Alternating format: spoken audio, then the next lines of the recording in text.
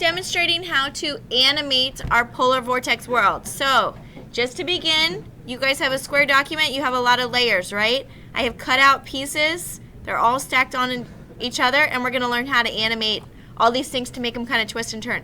The first thing we need to do, your document's probably too high resolution. It doesn't need to be that big, so we're going to go up here to Image. Actually, I'm sorry. The first thing we're going to do is resave your document. So we're going to say File, Save As, and I want you to just call it something different because I don't want you to ruin your regular file in case we want a high resolution thing later. So I'm going to call this your name and then animation. Save. Mohammed and Fasi. Shh. I'm trying to record this. Okay, so now I've resaved it. Make sure it's something separate than your Vortex world because I don't want you to save over. Okay, so say image, image size, and we're going to change the resolution down. 12 by 12, we're going to make it 72. Okay, because that's like a screen resolution. We don't need it so big. Okay, and then I'm going to say okay. This is why you're saving it as a separate file. So remember, File, Save As, because I'm reducing my resolution. Okay, so I've got all these separate layers, and I'm going to open the animation timeline. So I'm going to go up to Window, and I'm going to hit Timeline right here. Window, Timeline. And there's a drop down here. See this little mini drop down? There's two options, video or frame. I'm going to make sure it says video, and then I have to hit actually this button. Okay, and when I do that, all my layers pop up into this animation frame.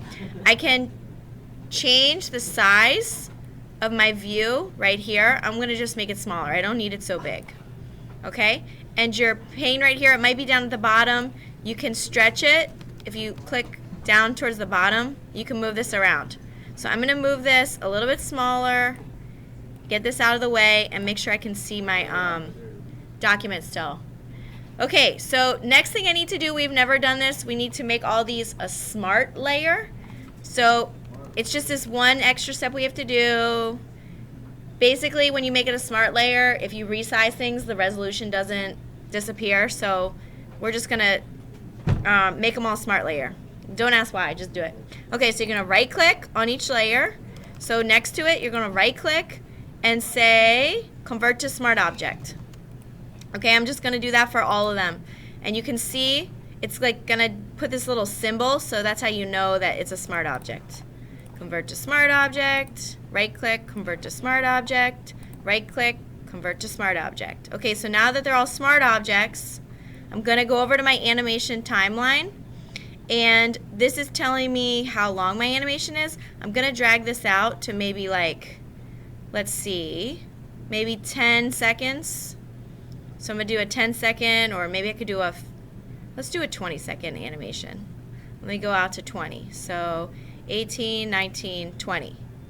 All right, and I'm going to drag them all to 20. So super easy. Now I'm going to drag them all. Okay. All right, and then right now my picture, we're going to create like a looped animation so that way it looks like it continually is just going back and forth, twisting one way, twisting the other way, going back, never ending. So what we need to do is create a keyframe that says this is where I want the animation to start and stop. I want it to look like this, and then I want it to change in the middle. But I want it to start like this, and I want it to end like this. So how do I do that? I'm going to click the drop down next to each layer, so that's right here, and I'm going to hit this little transform stopwatch. I have my timer right at the beginning. I'm going to hit that, and you see it adds this little yellow mark. That's my keyframe. So I'm going to go to all my layers. I'm going to open every layer and hit transform on all of them, and I'm going to scroll down and do that because I want all my layers to look like the document that you made in the beginning.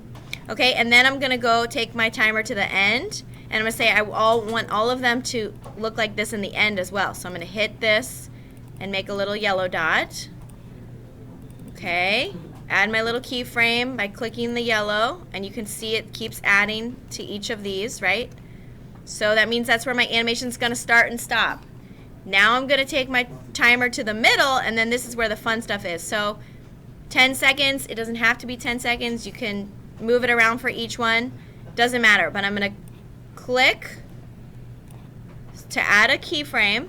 So I'm going to click this, and then I'm going to hit Control T on my layer. Let me zoom out, and now I'm going to make it maybe zoom out and twist.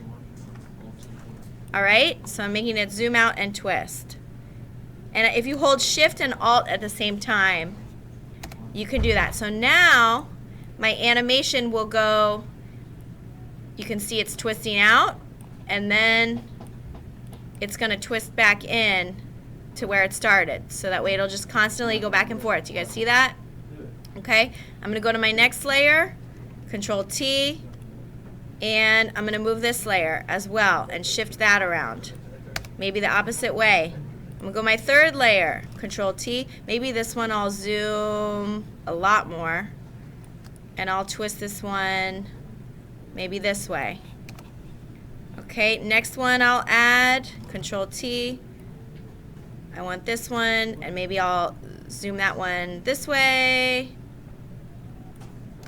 And then I'll go to my background layer, add another one, and maybe this one I'll zoom in a little bit. Okay? So now I have all my layers. They're going to move around. That's it for adding your keyframes. You can also play with this opacity if you want. You can make layers fade in and out. I'll show you some other stuff in another video. But for now, I just want you to think about twisting and turning and moving your things. You can add multiple keyframes, but I think for simplicity's sake, add one in the beginning, one in the end before you do anything. Then you go to the middle and add your keyframe and transform. And I will come around to help you guys too. The last thing you would do after you've done this is I can go back and I can play. Let me make this smaller. Let me close my pane, and let me go back to the beginning and I'll play, and you can see this is what is going to happen in my animation. Do you see how it's moving? So everything's twisting. Okay. Oh, it looks like I forgot to move my very back layer. So you know what? I'm going to go make sure my back layer is on there. Let me pause this. And it looks like I forgot to have my very bottom layer twist. Is this my bottom one? Oopsie.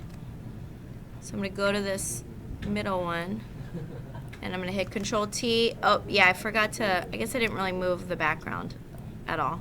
Okay, and there we go. So then when I'm ready, finished, I can say Export, and we're going to say Render Video. Okay, and it'll take a while. When you guys are working on this, save frequently, because sometimes this can overload your computer and crash. So just save it once in a while, okay? And then I will export. So I think it's a good idea to save and then export. And I just say Render Video right here. And I will send it to my desktop.